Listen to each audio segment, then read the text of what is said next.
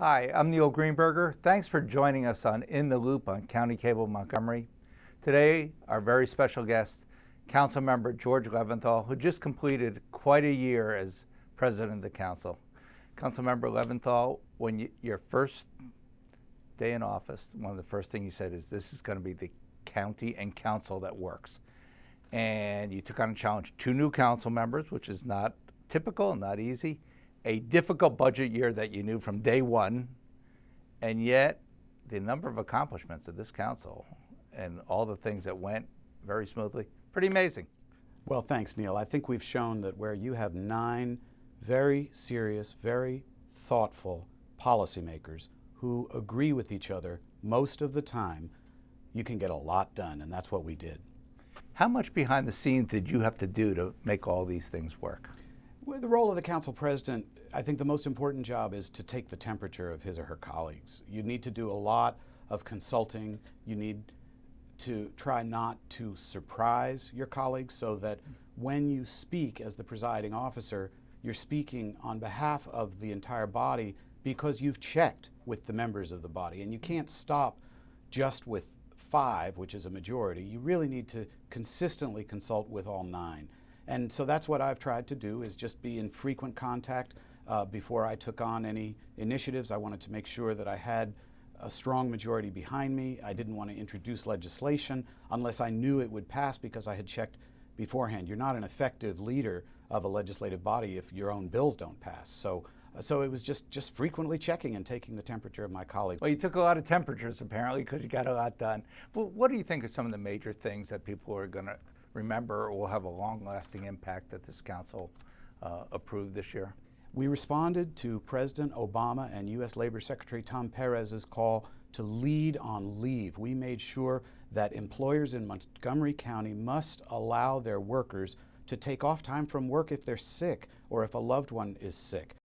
In addition, we have completely revamped and I hope energized the county's approach to economic development. It's vitally important that we grow our tax base, that we attract employers to Montgomery County and support the employers who are already here to make sure that we have good jobs for our residents. As I said, we want to be the county that works. That means a government that functions effectively. It also means a strong employment base so that those seeking a job can find one. And so we dismantled an entire county department, the former Department of Economic Development, and replaced it with 2 private nonprofits, one devoted to economic development and the second devoted to workforce development, placing workers in jobs that are attuned to their skills and abilities. One of the most unique things that the council faced this year was a bill on pesticides, which you sponsored. And why I found it was really unique in legislation, especially in a local jurisdiction, well, we had public hearing of almost 300 to 400 people in a room, and most of them divided. That is not typical what happens. Usually one side or the other dominates. Yet you got it through, and it's really probably what most people think. This is going to have more effect on people's everyday lives, long way down the road possibly, than almost anything we do. And it wasn't easy. I'm sure it wasn't easy being council president to get that through.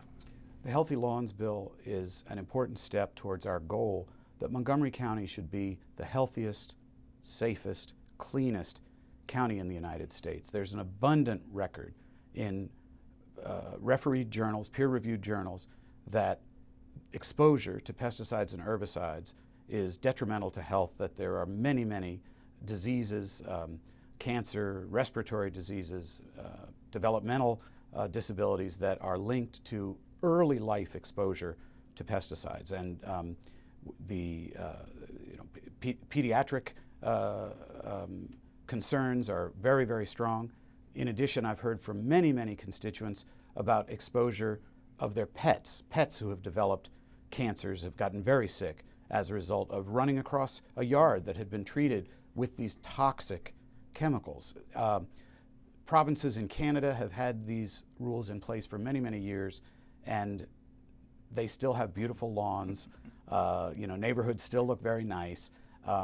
As often occurs, I think, when a new policy is being considered, there's some exaggeration about its effects. I think that the presence of these rules in Montgomery County will spark a whole new industry of sustainable, healthy, organic lawn care. And we already have lawn care practitioners who are gaining customers. This is where the market is going. People are tired of being told by chemical companies what they need to do to keep their lawns green and healthy. I was very pleased to have Mark McGrath, the WTOP's lawn care expert, strongly endorse the bill and to explain why to maintain a really green and healthy lawn using these toxic lawn chemicals is a bad idea. So we've passed this law. It is unique in the country today. No other county in America has these rules, although many other counties and municipalities are adopting pieces of this with respect to play areas, daycare centers, places adjacent to stream valleys. There's a growing recognition that these chemicals are harmful to health and that good public policy dictates that we avoid them. Well, America is the nation of invention by incentive, and I think the council gave them, a lot of these companies, incentive this year. One other thing that your whole career has been really defined by very much was homelessness, ending it. And one of the things by the end of your term here, it appears that we have found a home for every homeless veteran in Montgomery County as part of something you've been involved with, the 100,000 Homes campaign, trying to find permanent housing for people. It has to be personally satisfying to at least reach one milestone like this. Again, we've responded to President Obama's call. We're part of a national movement to ensure that no one who has served our country in the military should ever have to sleep outside, sleep in the rough, sleep in his or her car. And so for every veteran who was homeless that we've identified, we've managed to secure permanent, stable housing through a combination of vouchers from the Federal Department of Veterans Affairs and also a $500,000 appropriation that the council added to the budget, which I now expect will be a permanent feature of our budget because this very special population who have given so much to keep our country safe deserves to be treated with dignity and respect and have a safe place to call home. Well, this was one of the really great accomplishments of the many accomplishments that this council had in the past year. Let's look at some of the other things that all the council members were involved with this year and how much was accomplished in the county that works.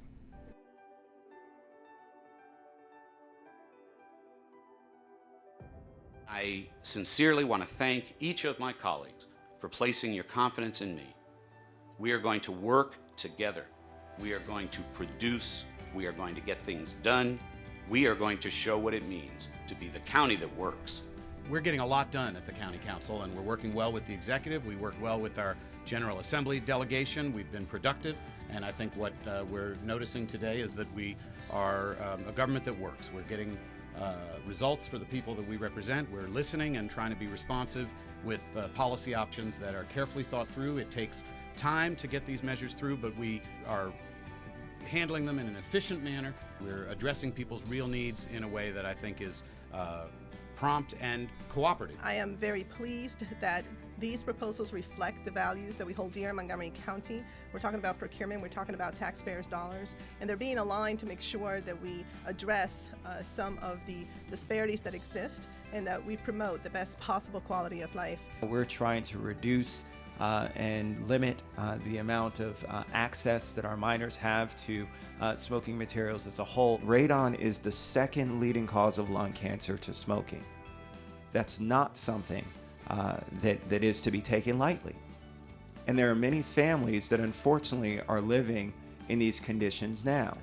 You know, there's some human nature that no amount of education is really going to change, but if you can use a different product, then if someone litters something, that product will dissolve or will not have the same kind of harm. We want Montgomery County to be the safest, cleanest, healthiest county in the United States of America, and we're taking this on even though we understand that it is a new concept for a lot of people. We're going to take our time with it. We're not in a rush with it, but I do anticipate that we will enact a very far-reaching piece of legislation. I don't think anybody should sit around the table 50 years from now and say, darn, these studies show there's a link. And if only people had acted earlier. What we will do with this bill is to treat e-cigarettes just as we treat cigarettes in terms of banning its use in public spaces. The goal of this legislation is really to update our tax code to keep pace with a rapidly evolving industry. Hopefully now, finally, we can say to them, you don't have to choose between staying home sick, staying with a sick child. You don't have to choose anymore in Montgomery County. People lead, the leaders will follow.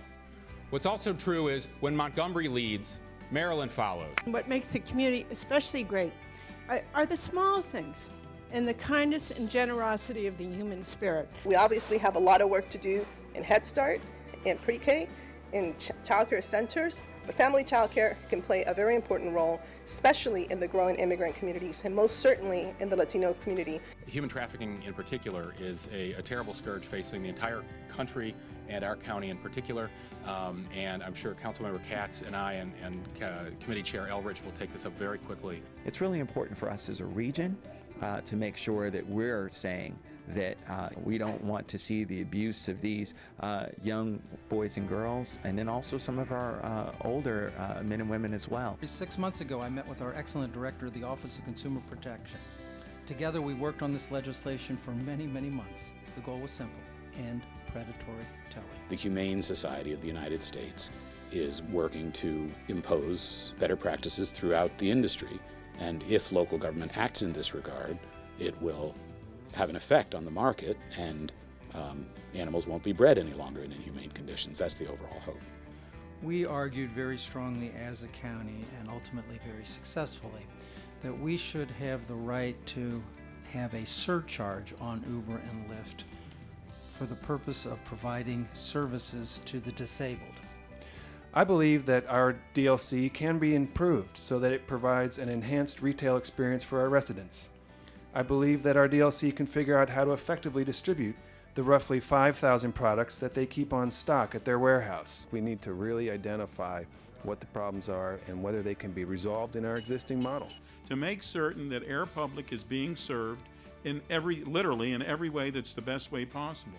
We enhance our efforts to keep businesses here and to support our economic growth. This approach has been adopted throughout the country in various formats, but primarily it's to put business at the table in dealing with other businesses. This will help tenants in a very tight rental market to find better opportunities of finding appropriate housing in the face of rapidly rising rents. What I thought would be especially useful this morning would be if we heard from individuals about Black history here in Montgomery County. Our county is known to be one of the most diverse places in the country. Our county has the largest concentrations of Latinos in the state. 1,050 students will have an opportunity to participate in this very high-quality program that we can evaluate it, and it is my hope that we will be able to scale it up. To be in agriculture is not the easiest job. There's no holidays. We thank you all for doing what you're doing. You don't get enough applause, that's for sure. The idea of a green bank is pretty straightforward. It is to use low-cost financing to drive growth in our green economy, create good green jobs, create a sustainable community.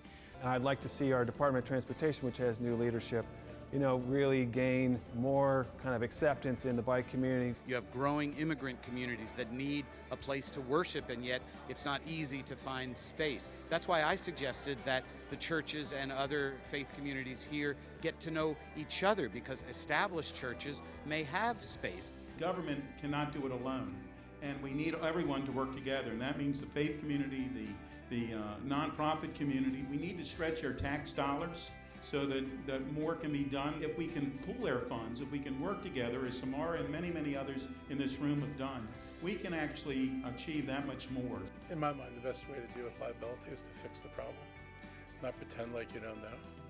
I mean, the first thing I do is send a letter to the residents, say, sorry, your management company won't let us inspect you in the event that anything happens. In some way, we should be doing some background that when it's that hot and someone's life is literally in danger, and if someone can't leave their facility. I mean, we were saying before that there's people with Meals on Wheels that can't come to the door, and unless the fire and rescue people take them out, there's a problem.